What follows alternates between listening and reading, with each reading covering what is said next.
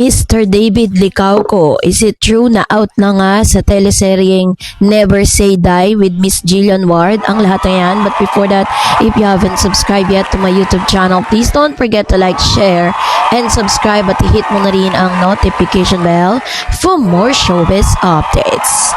Bago tayo of course magpatuloy sa ating updates for today's video, nais ko pong pasalamatan kayo for always watching and trusting this channel. Thank you so much sa inyong laging panonood at palagi ang pagsubaybay sa mga updates po natin. Maraming salamat po. So bago tayo magpatuloy sa ating updates for today's video, na-miss natin to no, na magbasa tayo ng ilan sa mga komento ninyo sa comment section patungkol po dun sa ating latest updates at magbibigay tayo ng konting komento o reaction. Unahin natin si Mr. Dennis Limpin. Sabi niya, ala na siguro kasi maingay ang Barbie at Alden ay magkarelasyon na.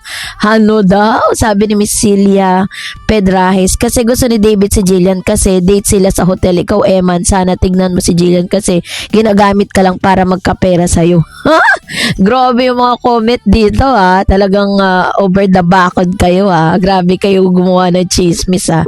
Tapos sabi naman ni Sarah, hi Miss Sarah, si ma'am nag-message po sa'yo if you could join with them, the Barda Defenders, Sir KJB, UBI, PBRS, Ma'am P, and your Miss Darets for the BS of USR on March 14, 1 p.m. but no reply coming from. I already answer your comment no ma'am Shi, kasi wala po talaga akong na-receive na any message coming from them, and then if ever naman na meron sana ano ko po siya inano ko siya, kumbaga parang pinrioritize ko siya, 'di ba? So, thank you po ma'am Shi at salamat din po sa imbitasyon. Sabi ni Miss Elenita Silva, maraming salamat Miss Sarah sa mga balita mo sa Barda. Sa inyo lang ako naniniwala, sa inyo ni Mamang Pickles at Sir KJ. Thank you ma'am Shi. Sabi ni Miss Sarah, true Miss Sarah, Barda supporters are very much eager to see them on big screen, movies or teleserye. Please, GMA Sparkle, we are fervently hoping and patiently waiting. No? Kung talaga naman kahit sino nag-aantay sa pagbabalik nila. So, soon, we will see that. So, ito na, no, pag-usapan natin kasi matapos po na i-announce, no, officially i-announce po ng GMA, no, sa kanila, sa pamamagitan ng PEP or Philippine Entertainment Portal na si Mr. Eman Bacosa Pacquiao at Hit Gonzalez or journalist pasok na sa Never Say Die. Marami pong naguguluhan kung si Mr. Eman po ay papasok sa Never Say Die, ano na po mangyayari kay David. Ito po yung nilalaman ng balita.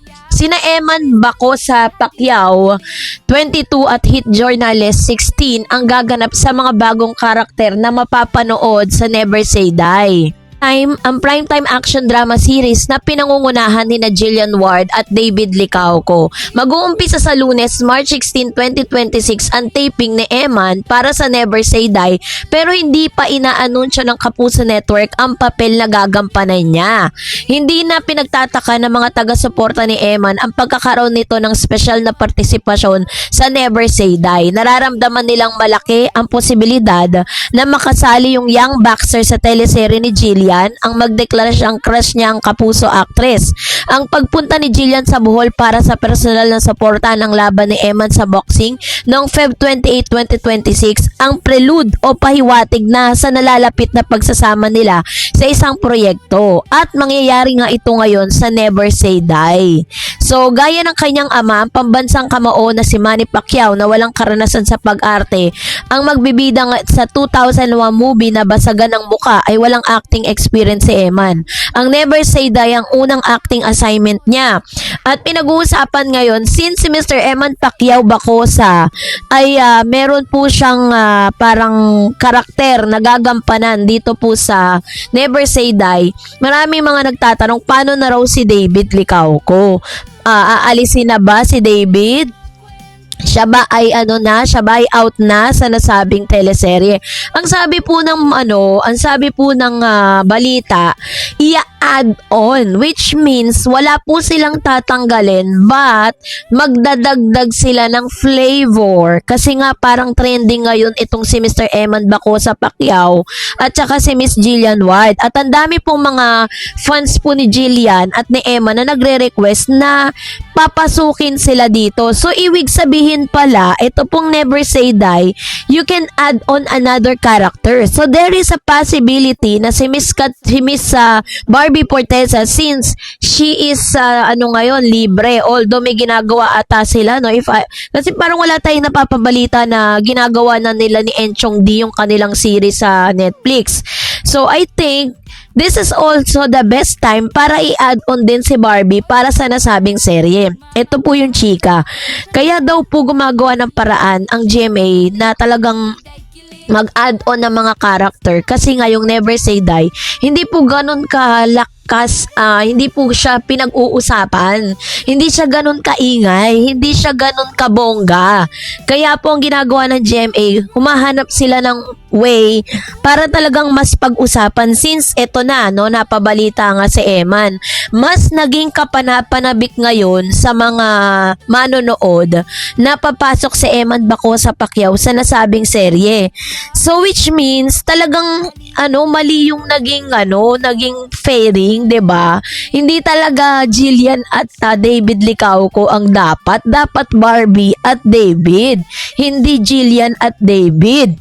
'Di ba? Ulitin natin, dapat Barbie at David, hindi Jillian at David. So, talagang minsan, 'di ba, kapag sinasabi kasing parang this is all only an experimental. Parang sila gumagawa sila ng nag-experiment sila kung babagay ba, kakagatin ba ng publiko. Kaso nga lang hindi.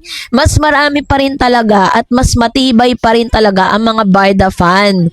So, nakita nyo naman po sa mga proyekto nila, 'di ba? Tingnan nyo ngayon solo era ni Barbie. Hindi ko siya dinidiscount, magaling si Barbie Forteza. Ikino-comment ko sa inyo lahat ng mga project ni Barbie na bibigyan niya ng justice. Kaso nga lang, hindi po united ang fans, no, para po suportahan yung kanilang mga solo era project. Ganon din naman kay David, 'di ba? Ilang beses siya nag-solo era pero parang hindi naman din ganon kabongga. Let's be honest to that. Maging tayo diyan, maging honest tayo, real talk tayo diyan. Talagang mas hinahanap-hanap pa rin at bongga pa rin ang nabibigay na resulta ni netong si Barbie at saka si David. Nung nagsila po ay magkasama lang doon po sa endorsement ng McDonald's. Makita lang sila na parang sila ay sobrang sweet nung nagsalita si Miss Barbie, 'di ba, na yun yung mga sinabi niya, yung mga parang love language si David, nag-trending na yun Grabe po yung views na nakuha nun, grabe yung suporta na nakuha ng Barta dun. Lang yan kakapiranggot lang na clip yun. How much more since sobrang excited na at inip na ang Barda sa bagong proyekto nila. I think this is the best time, no, na ibigay na po ng GMA ang hiling ng Barda. 'Di ba? At tayo naman mga Barda fans, dapat pag binigay na yung request, dapat patunayan natin na deserve nila ng comeback. 'Di ba? Nasuportahan natin sila in every step of the way. Sa lahat ng mga gagawin nila, talagang makikita ng GMA na suportado natin sila, 'di ba? Ako nga wala akong pinapalagpas na movie nila Kahit nga solo era nila pinanonood ko Pati nga sa Netflix 'di ba? Para lang maipakita natin yung kakapiranggot nating suporta, kahit sabihin na natin ako nanonood ako. Kung pag nagsama-sama natin yung suporta na yan, talagang malulunod ang ang mga bashers, malulunod ang GMA at may excite sila to make another project for Miss Barbie and David. Yun kasi ang hinahanap ng ayun ang hinahanap ng mga management para pagsamahin sila ulit. So, yun lang, sana at malinaw sa ating lahat na hindi po tatanggalin doon si David. Mag-a-add lang sila ng another character to make sure na talaga mapag-usapan siya at maprolong yung serye na ito. And I hope and I pray na sana si Barbie din ganun, sana all, 'di ba? Para naman sumaya tayo mga Barda fan. So kayo po, anong yung saloobin patungkol dito, mag-comment kayo sa comment section. And that's it for today. For more videos and updates, please don't forget to like and subscribe, and please don't forget to follow my Facebook page, Dar Eds TV and Dar Eds channel. God bless everyone.